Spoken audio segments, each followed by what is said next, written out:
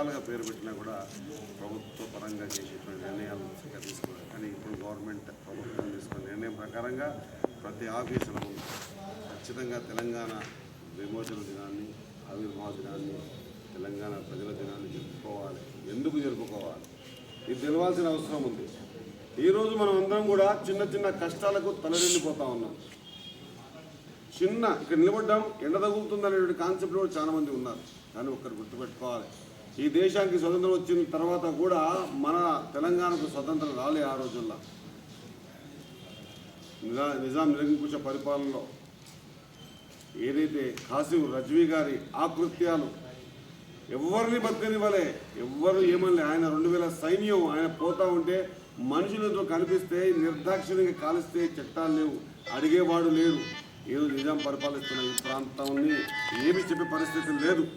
ఇష్టానుసారంగా మన ఇండ్లని ధ్వంసం చేసారు, ఇక్కడ ఆస్తులని, ఇక్కడ కల్చర్ని, ఇక్కడ మా అక్క చెల్లెళ్ళ మన ప్రాణాలని కూడా ఎవ్వరు మాట్లాడే పరిస్థితి లేదు.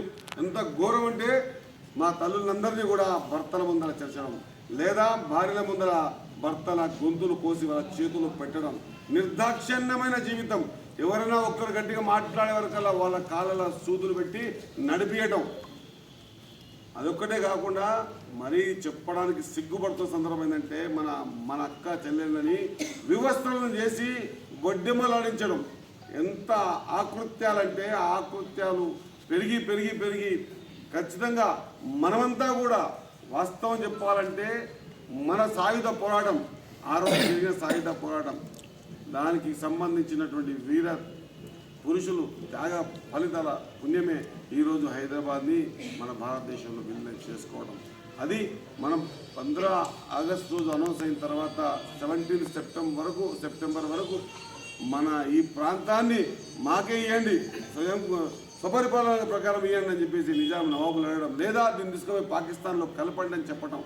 ఈ రెండింటికి కాకుండా ఆనాటి మన ప్రధానమంత్రి నెహ్రూ గారు, మన హోమ్ మినిస్టర్ సర్దార్ వల్లభాయ్ పటేల్ గారు నిర్ణయం తీసుకొని ఎటువంటి పరిస్థితుల్లో దీన్ని ఎక్కడ పోలిచే ఇది మా దేశం, మన సైన్యాన్ని తీసుకొచ్చి చేస్తూ ఉంటే కూడా ఈ సైన్యం ఇక్కడ నల్గొండ సైడ్కి నుంచి, ఇక్కడ సూర్యాపేట సైడ్కి నుంచి, ఇక్కడ హైదరాబాద్ సైడ్కి నుంచి, మహారాష్ట్ర సైడ్కి నుంచి సైన్యాన్ని తీసుకొచ్చి ఈ ప్రాంతాన్ని మన భారతదేశంలో విలీనం చేసుకున్న దినం ఈ దినం. గత్యంతరం లేక ప్రతి అన్నం పెట్టే మా అక్క చేయిలో గొడవలు వచ్చింది, వ్యవసాయం చేసి మా రైతన్నల చేతుల్లో గుడ్డలు వచ్చింది.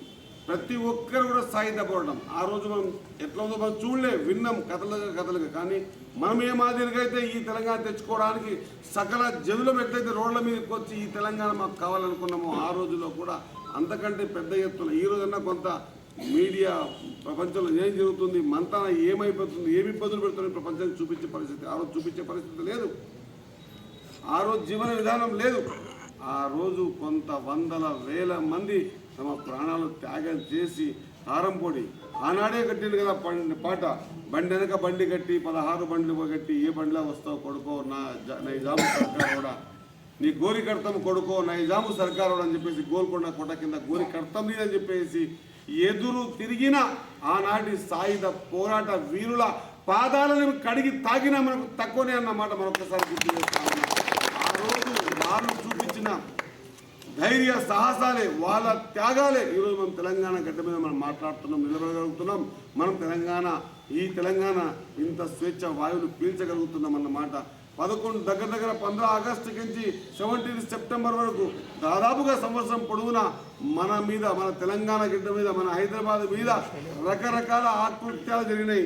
ఎంతమంది మా మహిళా తల్లులు, మా అన్నలు, తమ్ముళ్ళందరినీ కూడా చంపడం, చెరచడం, వాళ్ళ ఇష్టానుసారంగా ఈ ప్రాంతంలో సంస్కృతిని కూడా ఏ దాన్ని కూడా మిగిలిపెట్టకుండా చేసిపోవాలనే ఆలోచన విధానంతో ఎప్పుడైతే ఆర్య సమాజ్ కానీ లేకపోతే ఎప్పుడైతే సాయుధ పోరాటం కానీ బయటకు వచ్చిన తర్వాత యువతంతా ముందరకు వచ్చి ఖచ్చితంగా ప్రతి ఇంట్లో కూడా తమ చావడికి రోగలి బండ చేతిలో కారం పొడి పట్టుకొని అట్లే తినకుండా పండుకున్న సందర్భాలు కొన్ని రోజులు ఉన్నాయన్న మాట గుర్తు చేస్తా ఉన్నా.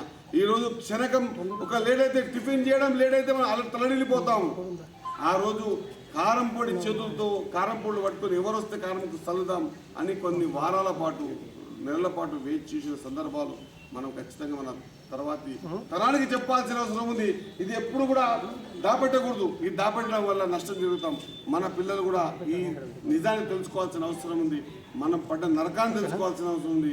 ఎట్లా సిద్ధించింది తెలంగాణ, ఈ తెలంగాణ ఎట్లా మనం భారతదేశంలో విలీనమైన మన సందర్భాన్ని తెలుసుకోవాల్సిన అవసరం ఉందని తెలియజేసుకుంటూ, ఖచ్చితంగా అటువంటి వీరపూరితం, అది వరంగల్ కావచ్చు, నల్లగొండ కావచ్చు, ఎటువంటి బుర్జులు ఇప్పటికి మిగిలినాయి మనం చూస్తూ ఉన్నాం. ఆ బుర్జులు సాయుధ పోరాటంలో మన వాళ్ళు కట్టుకున్న బుర్జులు.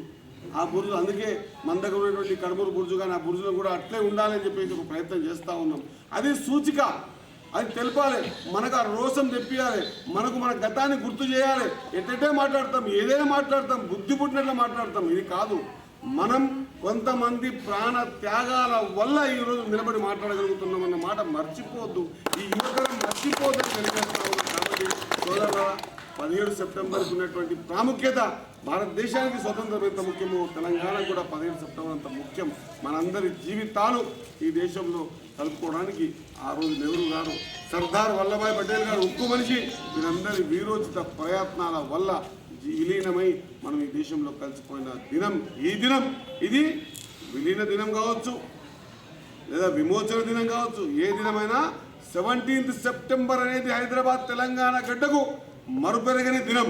ఈ దినాన్ని మనం పురస్కరించుకొని ప్రతి ఒక్కరం కూడా తర్వాతి తరాలకు ఈ నిజాన్ని చెప్పకపోతే తప్పు చేసిన వాళ్ళమవుతాం, పాపం చేసిన వాళ్ళమవుతాం. ఎవరి ప్రాణ త్యాగాల వల్ల ఈ తెలంగాణ సిద్ధించిందో, ఎవరి ప్రాణ త్యాగాల వల్ల ఈ గడ్డ మీద స్వేచ్ఛగా మాట్లాడుతున్నామో, ఈ వీరగాథలు మనం చెప్పుకోకపోతే మనంత దరిద్రమైన బతుకులు ఇంకొకరికి ఉండవు. మనం మన తర్వాతి తరాలు చెప్పాల్సిన అవసరం ఉంది. కాబట్టి ఈరోజు సమయం తీసుకొని మీ అందరికి తెలియజేస్తా ఉన్నా, ఇదొక వీరగాథ. 17 సెప్టెంబర్ తెలంగాణ ప్రతి పౌరుడు కూడా ఆలోచన చేయాలి.